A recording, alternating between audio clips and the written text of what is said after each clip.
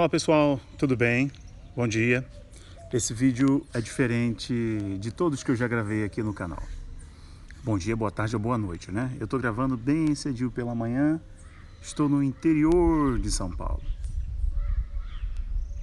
Não sei se dá para ouvir o barulho dos passarinhos, mas eu quis gravar esse vídeo, apesar de já ter um vídeo programado para sair hoje, nesse domingo de Páscoa. Eu quis gravar um vídeo aqui com meu celular, tô na rua, sentado aqui na pracinha, tá vendo? A gente veio, eu e a minha esposa, a Mariana, viemos ajudar a avó e a bisavó dela, bisavó das crianças, né? Que são bem idosas. Viemos aqui ajudar, pintar a casa, fazer algo diferente para elas. Foi muito bom. Cansativo, devo estar com a mão cheia de tinta ainda, mas foi muito bom, muito agradável. Eu quero te contar um testemunho rápido nesse domingo de Páscoa.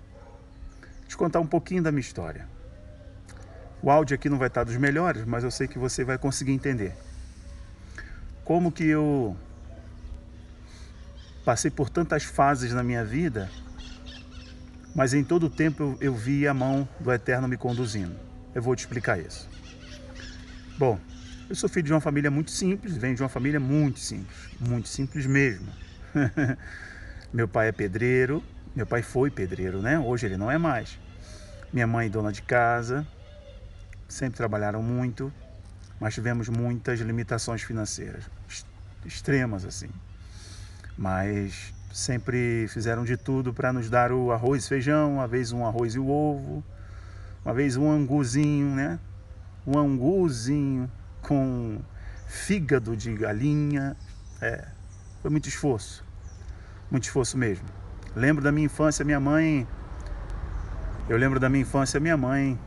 colocando caixa de queijo, linguiça na cabeça para sair na rua, no bairro pobre, para poder vender quando meu pai não tinha obra para fazer.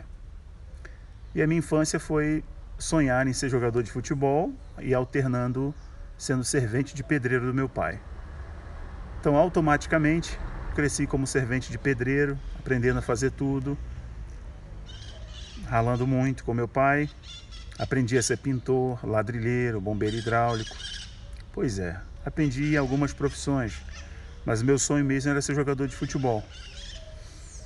E eu fui jogar, disputei campeonato carioca, campeonato brasileiro, até que subitamente foi interrompido por uma meningite meningocócica, e eu já em fase terminal, como eu já contei para vocês algumas vezes, em fase terminal da meningite meningocócica, os médicos sequer optaram por fazer uma cirurgia, né, na minha cabeça, uma cirurgia na meninge que envolve, na membrana que envolve o cérebro, são as meninges. Não chegaram nem a cogitar isso porque a fase era muito aguda, eu já não andava, não falava, não enxergava, já 2 semanas completamente apagado. Até que no dia 21 de fevereiro de 97, eu até tenho uma música, chama Deus de milagres, estou aqui, das suas promessas eu não esqueci. E essa música eu começo contando a minha história, passando a motinha.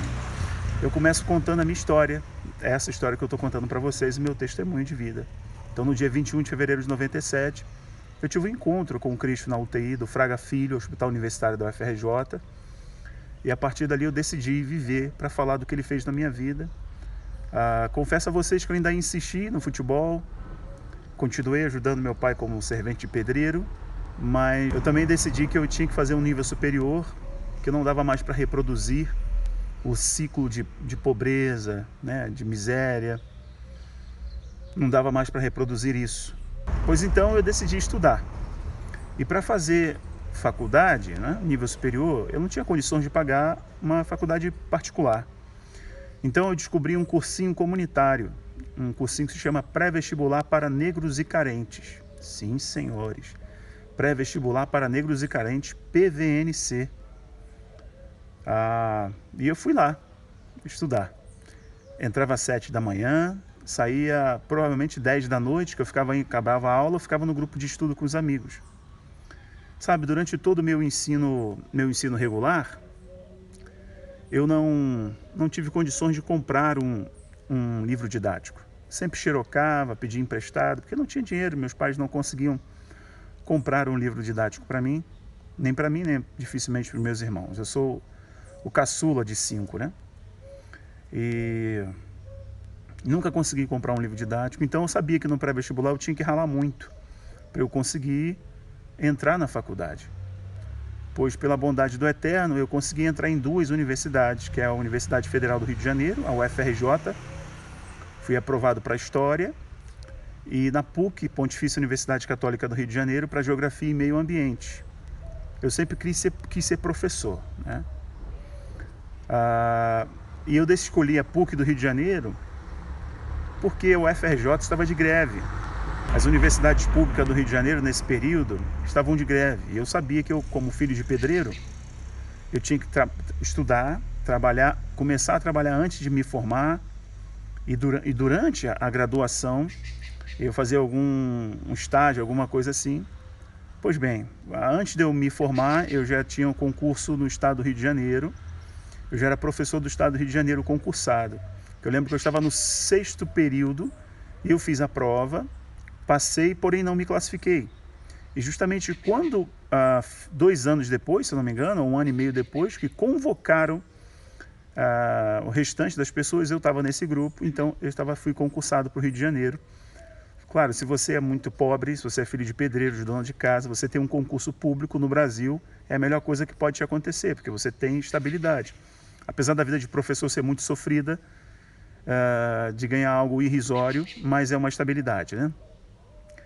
E eu lembro que depois de algum tempo, né, dando aula, aí eu já dava, o tempo passou, comecei a dar aula em cursinho, né, preparatório, em projeto social, dar aula em escola particular. Então minha semana é bem preenchida. Eu dava aula de segunda a sexta e no sábado eu dava aula no cursinho comunitário, que eu dava aí o feedback para aqueles que me ajudaram. Eu ia lá dar aula para ajudá-los também, né? As pessoas que precisavam, assim como eu precisei um dia. E a minha semana era bem preenchida. E tinha os dias da semana que eu tinha os cultos na igreja, em que eu exercia a liderança do grupo de louvor, grupo de jovens, culto de oração e por aí vai. Então, paralelamente que eu fui na minha vida acadêmica, né, de professor, de magistério, eu não deixei a parte ministerial e sempre fui muito desejoso de cumprir o voto que eu fiz quando Deus me levantou da morte lá na UTI, dizendo que se Ele me desse uma segunda chance, eu ia viver para falar do nome dEle. E eu lembro que eu fui convidado, ingressei no grupo Toque no Altar, né? E fui convidado para fazer uma viagem missionária para o Japão, 22 ou 23 dias no Japão. Isso em 2009, se eu não me engano, 2008 para 2009, ou 2008. E eu fiquei 23 dias lá, foram dias maravilhosos, e o Senhor falou muito comigo, Ele me chacoalhou mesmo, mexeu nas minhas zonas de conforto. E eu lembro que eu estava voltando do Japão, o avião pousando no aeroporto do Galeão, no Rio de Janeiro, e o doce Espírito Santo, que assim como fala comigo, fala com você também nesse domingo de Páscoa, ele falou comigo ali no avião. Eu sentado ali, junto com outros amigos, né, companheiros da banda, do ministério. Ele falou comigo, lembra quando eu entrei naquela UTI e levantei você da morte? Você me disse que é viver para falar do meu nome. Pois agora eu quero que você faça isso. Você está preocupado com o seu sustento, mas eu vou te sustentar. Não se preocupe, eu sei da tua vida. Sei de tudo que você passou para chegar até aí. Mas fui eu que te levantei porque eu tenho uma missão e um propósito para você. Naquele mesmo momento eu comecei a chorar, né, todo arrepiado, sentindo muito a presença do Eterno. E assim que o avião pousou, eu fui em casa, morava com os meus pais, fui em casa. Peguei meus documentos, me dirigi até a Secretaria de Educação e disse para a coordenadora de educação: eu quero pedir exoneração do meu concurso público. Pois bem, ela achou que eu estava louco. Pois a sabedoria de Deus é loucura para aqueles que perecem, né? Eu pedi exoneração, fui na escola particular, que eu dava aula, tinha muitas turmas, também me desliguei. A diretora, que também era cristã, não entendia, falava que eu tinha que ter mais calma, ore mais e tal. Não deu. Eu sei o que ele fez comigo, falei para ela. Como ela era cristã, ela entendia a linguagem, eu falei para ela, olha, eu sei o que ele fez comigo, não dá mais. E aí, pois bem, eu estou gravando esse vídeo aqui para vocês porque a vida vai se desenrolar. No início do mestrado, eu tive que parar tudo por causa das viagens missionárias. O Eterno já me levou a todas as capitais do Brasil para poder falar da sua palavra, a mais de 10 países. Sim, o garoto pobre, muito pobre, que nunca teve um tênis original. Eu lembro da minha infância, o melhor tênis que eu tive era um Nike. Ele era tão falsificado que a vírgula era o contrário. Eu conto essa história, o povo não acredita. Sim. Eu lembro que eu ganhei uma camiseta, a camiseta não era Puma, era Fuma, não era um P, era um F, de tão falsificado que era, tadinho. Mas como que eu saí dessa infância pobre, servente de pedreiro, pintor, ladrilheiro, bombeiro hidráulico, para viajar para a Itália, Bélgica, Suíça, Espanha, Portugal, Japão, Estados Unidos 4 vezes, todas as capitais do Brasil.